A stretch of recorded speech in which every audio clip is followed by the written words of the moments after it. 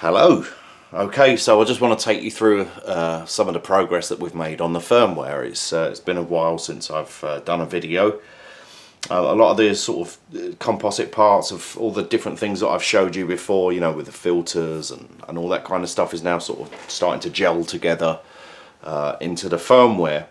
So the sequencer has come on leaps and bounds since we last spoke. I haven't really demoed any of it before, but there was a lot of stuff that really needed to be, you know, put in. The groundwork needed to be put in first, and that's, you know, things like quantization and all that kind of stuff that needs to sort of fall into place before you can really do any sort of meaningful demos. Now, the sequences that have been played beforehand were kind of preset patterns that were built into the machine, so they weren't. There wasn't actually really necessarily much of a sequencer in there up until now, and in the past sort of week is where we've really started to get a lot of ground covered.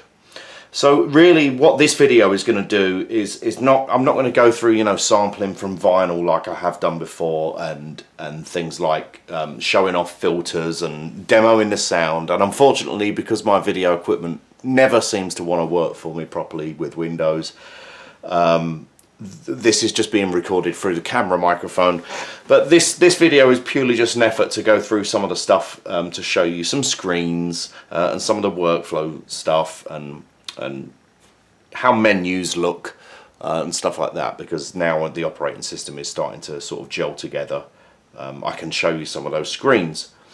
So where to start? I suppose some of that will be sort of showing you how you navigate around things. Now this screen will be developed a little bit more obviously, but this is going to be your kind of default screen if you're in pattern mode.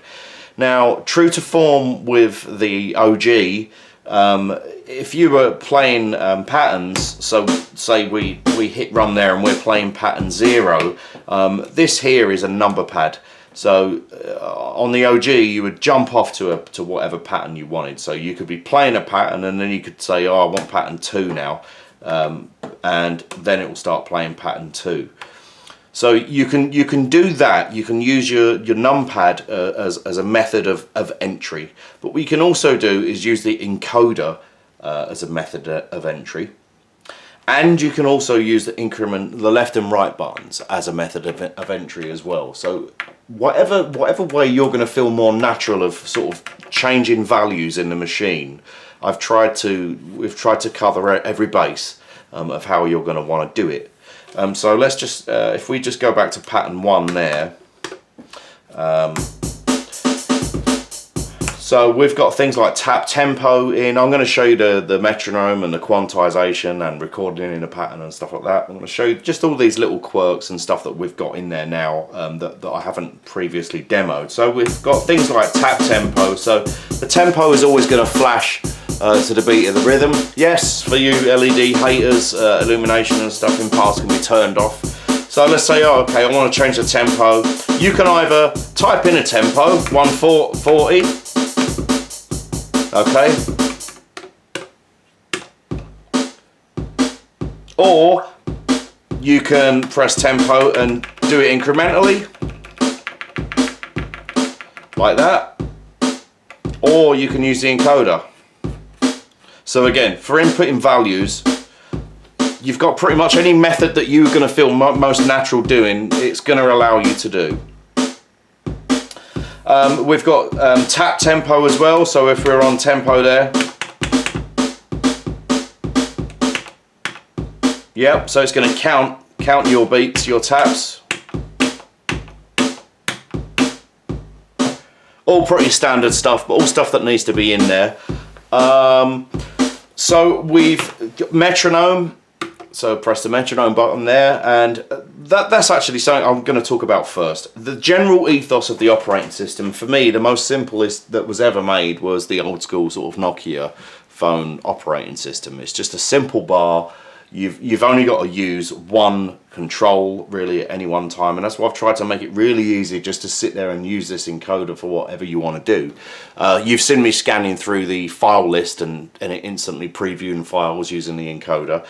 So for instance, if we wanted to get into settings, because usually you're using a numpad to jump around patterns and stuff like that if you're in pattern mode, you've got two ways of getting into the secondary functions. So for instance, settings, we can either press and hold it and go into settings like that, we'll press back, or you can just press the shift key and press settings and it goes straight there. Because if you already know, right, I want to go straight to settings, I don't want to sit there and hold it for a second and a half, you can just get straight in there by pressing that. So the general ethos of the menu system is just extremely simple highlighting. You got your scroll bar there, you can see what's going on. Whatever setting you want to go and change, you just highlight it with the wheel, press the wheel, and then you're changing the value. Press the wheel again and you're out again. Real simple to go up and down the menus. Let's have a look at the metronome. We've got metronome in there. And again, these screens are all of the screens sort of will tend to use the same theme. So you're just using the menu, the encoder to highlight your selection, and then you're going to change its whatever values are within that menu. So we've currently got. Let me just go to a pattern first that's empty. We'll go to pattern 2 that's empty. Turn the metronome on by pressing the encoder wheel, and then we can change. So I'm going to make it start. There's our metronome starting now. So that's the scale of the metronome is currently on quarter note triplets, quarter notes, eighth triplets, 8, 16. So you can change the scale of the triplet. That's not changing the tempo, that's just the metronome. And you can also change the level. And in future firmwares, you'll be able to change what output that metronome comes out of as well. So let's just try and record something in, shall we? Now, there's different ways of being able to record. You can be playing a sequence as it's playing. Well, this is just looping around a 2-bar empty pattern at the moment. But you could either hit record and hit run, like a tape deck, and you're in and you're recording. Or you could be in the middle of a pattern playing, as it is now, and then hold record and tap play, and it will start recording wherever you are as well. So if we try and bang some notes in, I'm probably going to get it off time, but actually first off I better set quantize. So I'm going to set the quantize level. It's already set to 16ths. And in fact I'll show you that first as well. Tap repeat. Repeat is something that's used a lot on the SP, the original machine. And what we've gone ahead and done with this is you're able to set quantization per pad. Okay, so if we've got our snare there and we want that to repeat on 16ths as it is now, we can do that just like the original did. Something else we can also do is press assign and hold and press repeat. And what that does is it locks it. It locks repeat on for you. And that flashes to whatever quantize you've got. So if that's on 16ths at the moment, if we change that to 8ths, quarter note triplets. So pretty much everything going up. However, where it gets really sexy is the original capped out at high res mode, it was called, which was 64th triplets. Pretty fast. That was the highest sort of resolution the original would go up to. Now we go up orders of magnitude faster than that, obviously because it's modern hardware and we've got a lot more resolution involved. Some of this stuff gets crazy and it's probably not really going to be that usable in the real world, but if you want to start doing stuff like square pusher or something like that. So this is what the original would go up to, and that's just using the repeat on hold.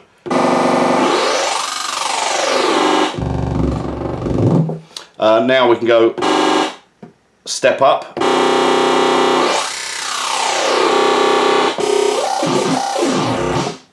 And even crazier. 128 triplets.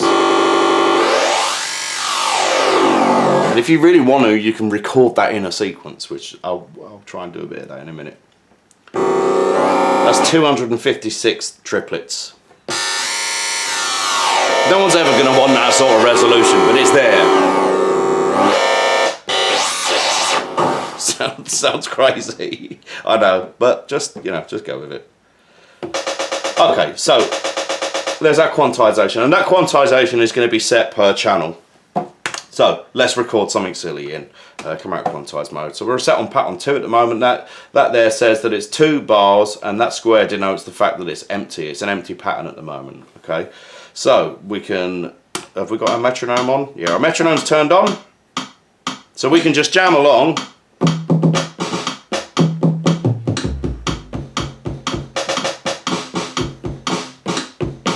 So let's record that in.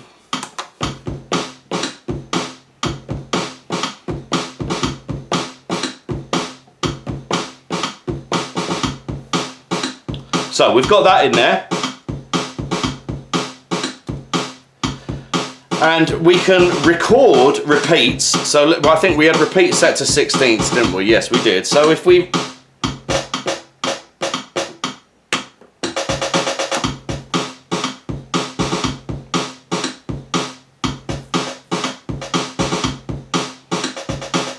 There's our repeats, and we can also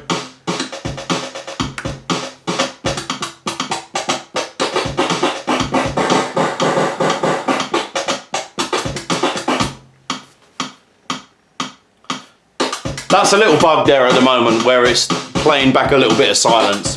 Obviously that won't happen in the real thing, but so it's recording our pitch movements.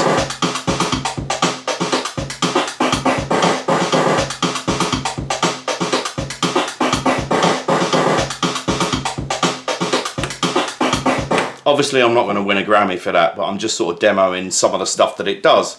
So we can go into multi-modes now, and we've got a much more graphical representation of what's going on there. So we can switch between, there is our pitch. So if we go into, right, we're on level at the moment, just standard level.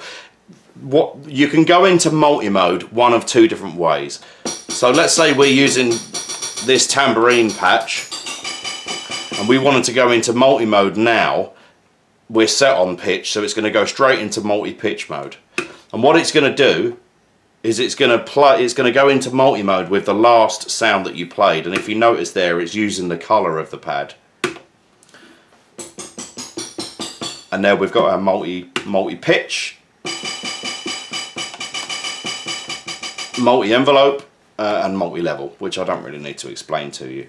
But the other way of also going into multi-mode is you can just press multi-mode there and press a pad, and it will go straight into that pad that you press. So again, that sort of goes into this same sort of theme that we're trying to pull off with being able to use an encoder to change a value, change a numpad to change a value. Just multiple different ways of getting to the same thing, to try and sort of eradicate, how do I get to this thing? We're trying to cover all of the bases of you know every way that you would naturally try and get there, to try and in an effort to make it as user friendly as we possibly can. So that's enough for now, because I feel like I'm probably just going to start rambling and chatting loads of rubbish. So yeah, I'm really pleased with the way the sequence is coming together now. We're going through about 4 or 5 updates a day at the moment, so the stuff's coming thick and fast. The hardware is really working nice. I'm going to share some photos that were sent to me yesterday from our factory in China, showing me some photographs of the production process and stuff that's going on, and the boards and everything look tasty AF. And so they should hopefully be on their way to me next week. So that means that all those tasty beta testers that are going to be putting the machines through their paces and telling us how things could be better, how much they love stuff, and all that sort of stuff's going to be sort of happening, in the real short timeline coming along soon. I don't think there's anything else that I need to talk about just right now. But yeah, you can see we've got a little bit of a sequencer running, stuff's being developed, it's all looking good. Bear with me. I hope you're all staying healthy and getting insanely drunk indoors, because that's all there is to do, really. Look after yourselves, stay indoors. Cheers, guys.